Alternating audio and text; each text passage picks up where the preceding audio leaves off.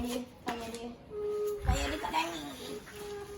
Saya nak pergi mana musim-musim Covid ni? Duduk rumah. Musim-musim Covid ni dekat mana belaka ni? Kamu orang tahu ke tidak? Musim-musim Covid ni bahaya. Main di luar. Perdana Menteri kita cakap, duduk di rumah. Stay at home. Kamu ada laptop, ada komputer, ada telefon, ada internet. Kita semua pakat belajar dari rumah.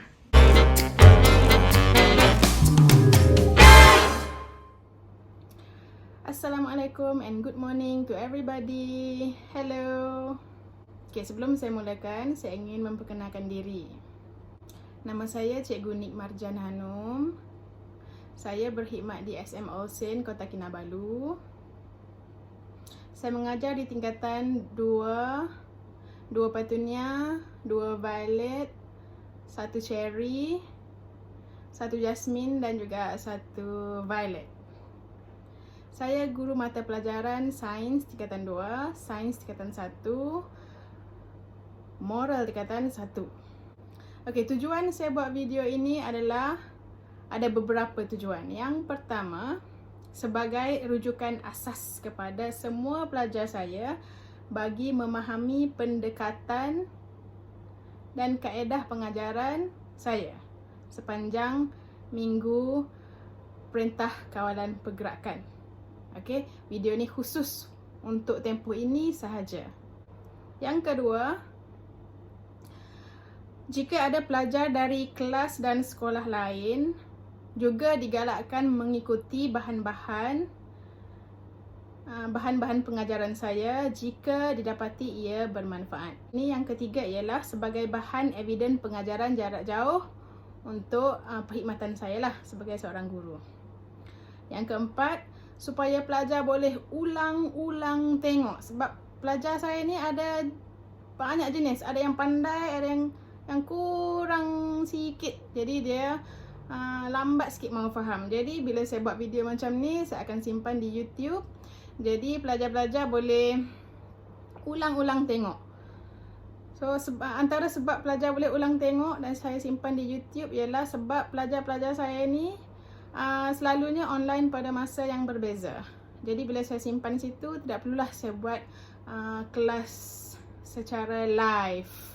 Okey, menunggu seorang demi seorang masuk macam kelas secara tradisional di dalam kelas. Guru dengan pelajar berhadapan, tidak payah. Jadi saya simpan video saya di YouTube.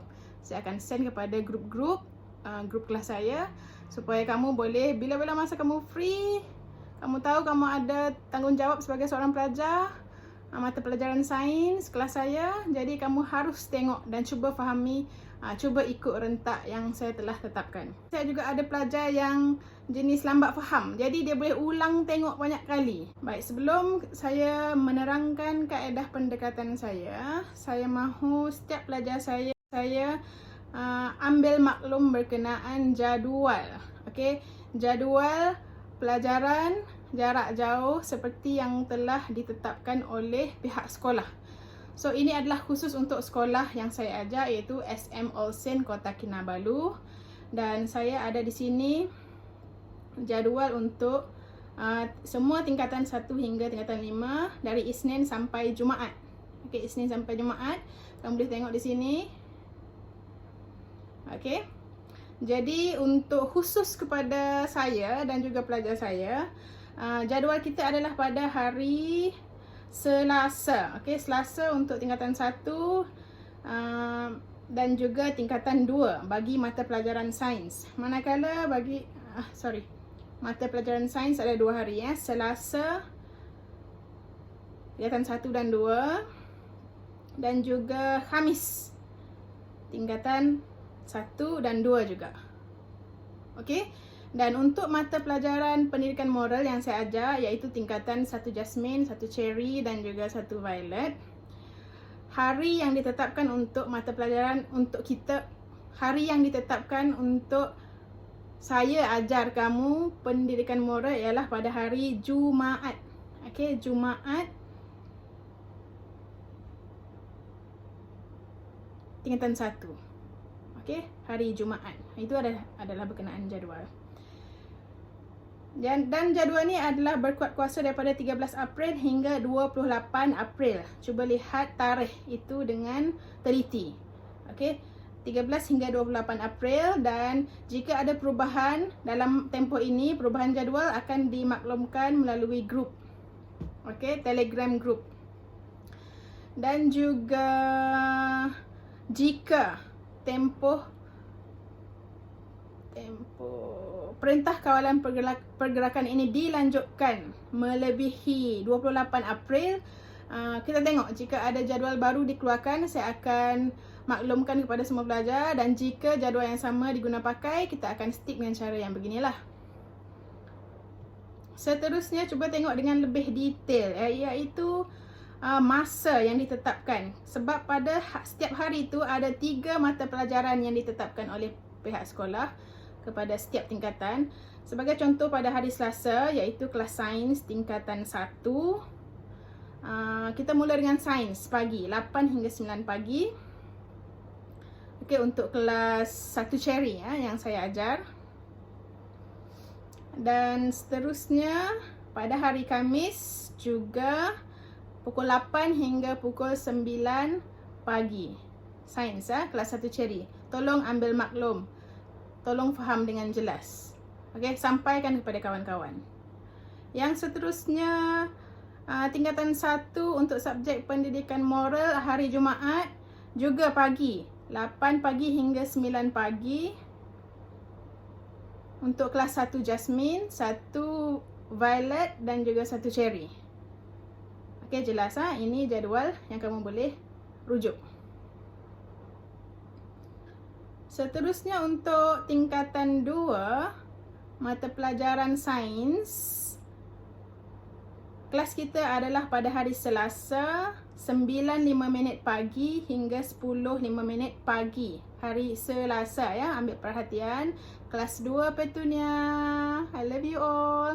2 Violet, I also love you all. Please bear with me, follow my methods. Okay, follow my ways. Try to understand the video and try to catch up. And also our next class is on Thursday, okay, Khamis. Juga Khamis ada 4 mata pelajaran yang sekolah tetapkan. Jadi sains adalah masa yang kedua 9.05 hingga 10.05 pagi. 9:05 until 10:05 in the morning, okay? Thursday everybody, Thursday. So please keep this timetable so that you know that you have works to do. So itu adalah berkenaan jadual waktu. Baik, seterusnya kita pergi kepada bahagian. Okey, saya ada 3 bahagian utama yang perlu dibuat oleh saya terhadap kamu, dan juga kamu ada tanggungjawab untuk buat. Okey, dalam pendekatan saya perlu sediakan 3 bahagian. Bahagian pertama iaitu kelas jarak jauh. Kelas jarak jauh itu adalah seperti jadual yang kita telah bincang tadi. Jadi kamu kena ambil maklum itu bila, hari apa, jam berapa. Okey. Jika kamu tidak boleh online sekalipun pada hari dan waktu yang telah ditetapkan, kamu harus tahu pada hari berkenaan ada tugasan yang saya bagi, ada maklumat yang saya akan sampaikan, ada pengajaran yang saya akan bagi. Jika kamu tak boleh online pada hari dan masa yang telah ditetapkan, kamu ikut juga pada masa yang kamu dapat capai internet tu, kamu ikutlah, catch up with what I've given. Okey, yang pertama kelas jarak jauh ikut jadual sekolah. Yang kedua PBD, penilaian berasaskan bilik darjah. Okey, yang ketiga science project. Ini untuk mata pelajaran sains saja. Untuk pendidikan moral 1 dan 2. Okey, kelas jarak jauh dan juga PBD. Untuk sains, kelas jarak jauh, PBD dan juga science project. Kamu ada 3 bahagian yang perlu kamu selesaikan. Okey, penjelasan. Yang pertama, untuk kelas jarak jauh, peranan saya ialah saya akan bagi tugasan mengikut jadual. Tugasan-tugasan saya akan bagi melalui grup Telegram. Untuk mata pelajaran sains, grup Telegram saya kelas sains Cikgu Nik. Untuk pendidikan moral, kelas pendidikan moral Cikgu Nik. Itu nama grup Telegram yang saya telah sediakan. Okey, itu platform kita. Okey, di mana di pihak kamu sebagai seorang pelajar yang duduk di rumah tu, tolong ikut. Peranan kamu ialah yang pertama, sentiasa mengambil maklum berkenaan apa-apa arahan yang diberikan melalui grup Telegram. Okey, jadi sebelum kamu dapat tahu apa yang saya hantar dalam Telegram, kamu kena masuklah grup Telegram saya tu. Masih ramai lagi lah yang belum masuk. Berhari-hari saya tunggu. Okey, pelajar masih lagi kurang. Belum semua lagi yang masuk. Saya tak pasti apa masalah. Mungkin ada kekangan dan sebagainya.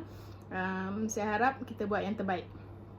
Okey, yang seterusnya, peranan pelajar ialah melaksanakan arahan yang telah diberikan. Okey, kamu segala arahan daripada grup Telegram kamu baca, kamu fahamkan dan kamu ikut, laksanakan, buat. Dalam kata lain adalah buat. Okey, yang ketiga, kamu kena peka dengan jadual waktu kelas jarak jauh. Okey, seperti yang mula-mula kita bincang. Okey, 3 slide yang pertama tadi berkenaan hari dan juga masa kelas jarak jauh itu. Okey, kamu kena peka dengan jadual. Seterusnya, perkara yang kedua, PBD. Okey, PBD ni saya tidak akan laksanakan mengikut jadual waktu. Ia adalah a separate component of the lesson, di mana kamu perlu menjawab soalan-soalan latihan mengikut tahap dan peringkat. Okey, dalam PBD ada tahap penguasaan 1, tahap penguasaan 2, tahap penguasaan 3 atau dalam singkatan kita panggil TP. Okey, TP1, TP2, TP3, TP4, TP5. Okey, untuk pelajar yang belajar dengan saya akan membuat PBD sampai tahap 5. Manakala TP6 saya akan beri kepada pelajar yang layak jika mereka mencapai sesuatu standard dalam projek sains. Dalam kerja projek. So, untuk PBD ada 5 tahap. 1, 2, 3, 4, 5. Saya akan bagi dalam bentuk quiz. So, peranan saya akan sediakan bahan PBD. Saya akan beri tugasan PBD kepada pelajar melalui Google Classroom. Okey, hanya ini saja platform saya untuk menyampaikan bahan-bahan PBD saya. Soalan-soalan PBD saya melalui Google Classroom. So, tolong pelajar Google Classroom. Belajar berkenaan Google Classroom, macam mana mau masuk, macam mana mau access, apa kamu punya email, apa ID, apa password. Tolong ambil tahu. Dan juga seterusnya peranan saya menyemak PBD secara berkala. So, pendekatan saya akan semak secara 1 minggu 2 kali. Baik, seterusnya untuk PBD, peranan pelajar ialah sentiasa menyemak tugasan terkini dan juga tugasan-tugasan yang tergendala untuk PBD sains dan juga PBD pendidikan moral. Okey, tolong semak Google Classroom. Semua tugasan PBD saya simpan saya sampaikan melalui Google Classroom.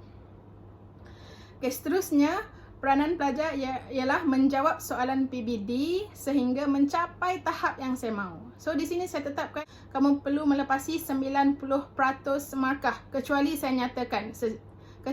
nyatakan sebaliknya. Okay, setakat ni saya tetapkan 90. Jika kamu tidak mencapai markah 90 markah, ulang balik jawab. Ulang jawab sehingga dapat. Seterusnya, untuk mata pelajaran sains sahaja ya, sains sahaja, pendidikan moral tiada projek setakat ini. So, untuk mata pelajaran sains kita ada PBL. So, untuk musim Perintah Kawalan Pergerakan atau MCO, Movement Control Order, saya buat PBD yang khusus. Okey, untuk tingkatan 1 dan tingkatan 2 sains. So, aspek yang ketiga ialah PBD. Peranan saya sebagai guru, saya akan menyediakan dokumen arahan pelaksanaan PBD kepada pelajar. Saya akan bimbing pelajar melaksanakan PBD daripada masa ke masa. melalui grup Telegram.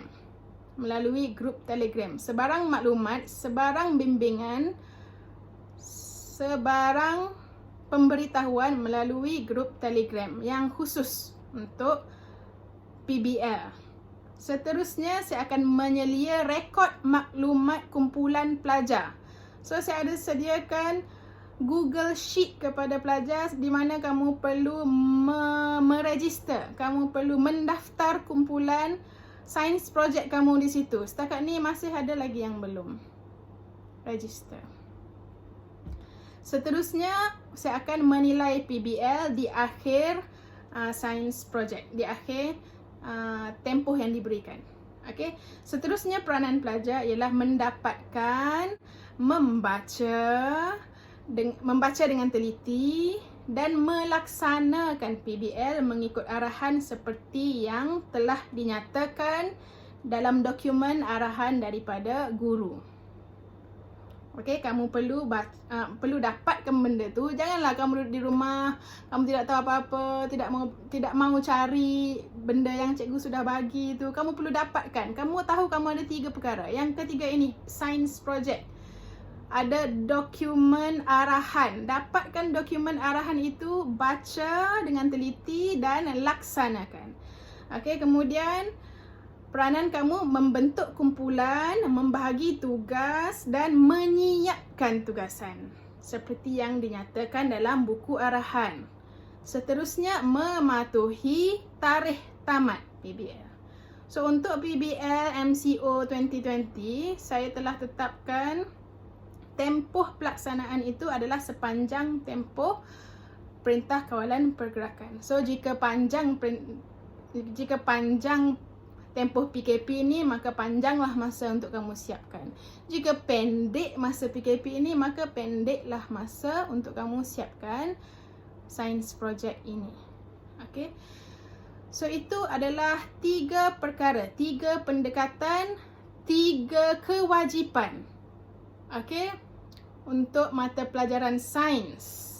Yang pertama, kelas jarak jauh. Kamu perlu ambil tahu melalui sebarang update, sebarang pemberitahuan melalui grup Telegram. Yang kedua, PBD. Okey, itu adalah bentuk penilaian. Kamu perlu akses melalui Google Classroom. Dan yang ketiga, science project. So, untuk mata pelajaran sains, tingkatan 1 dan 2 ada 3 bahagian. 1, 2, 3. Kamu kena ingat itu. Boleh faham? Macam mana mau dapat respon? Okeylah. Okey. Untuk mata pelajaran pendidikan moral, 2 sahaja kewajipan kamu. Yang pertama, kamu perlu mengikuti kelas jarak jauh, ikut seperti jadual. Dan yang kedua, perlu jawab kuis PBD melalui Google Classroom. Okey, sebarang link, sebarang bahan melalui Google Classroom. Jadi untuk itu, sekian daripada saya. Diharap kamu dapat faham, boleh ikut pendekatan yang saya ambil. Tolong sampaikan kepada semua kawan-kawan yang terlepas kereta api tu, yang terlepas train, yang lambat ataupun yang tiada kemudahan peranti, tiada device, okey, tiada laptop, tiada handphone, tiada mobile phone, tiada smartphone. Okey, sampaikan, call dia orang bagi tahu. Okey, jika ada sebarang persoalan, boleh WhatsApp lah. Boleh Telegram. Okey, boleh Telegram. Okay, itu saja daripada saya. Bye, jaga diri. Assalamualaikum. Take care. Stay home, stay safe.